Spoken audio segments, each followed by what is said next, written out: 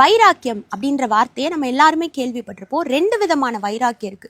ஒன்று பரிசுத்தத்தை குறித்து ஒரு வைராக்கியம், பக்தி வைராக்கியம், தேவ ஆலயத்தை குறித்த வைராக்கியம், இதெல்லாம் நல்ல வைராக்கியம். இன்னொன்று தவறான வைராக்கியம் இருக்கு.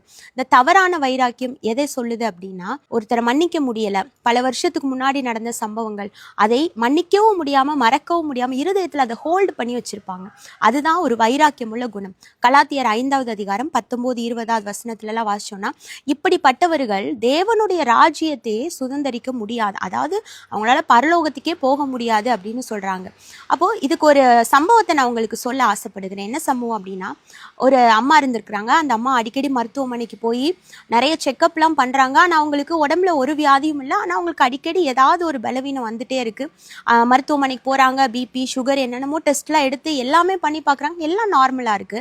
அப்போ இப்படி ஒவ்வொரு முறையும் வரவும் டாக்டர் சொல்றாரு, அம்மா நீங்க எல்லாமே உங்களுக்கு நல்லா தான் இருக்கு, நீங்க நல்லா இருக்கீங்க, எல்லாமே உங்களோட உடம்புல இருக்க உறுப்புகள் எல்லாமே நார்மலா செயல்பட்டு இருக்கு, எல்லாமே இருக்கு, ஆனா உங்களுக்கு ஏன் வியாதி அடிக்கடி வருதுன்னு சொல்லி மருத்துவர் என்ன சொன்னார்னா, கடைசியா அவர் ஒரு ஆலோசனையை சொன்னாராம்.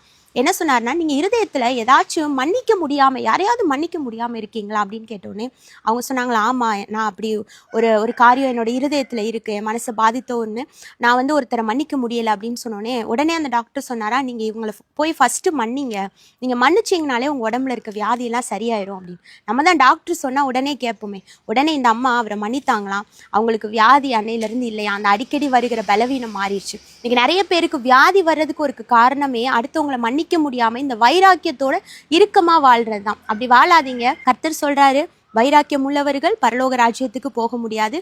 வைராக்கியம் கொள்ளாதிருப்போமாக. God bless you.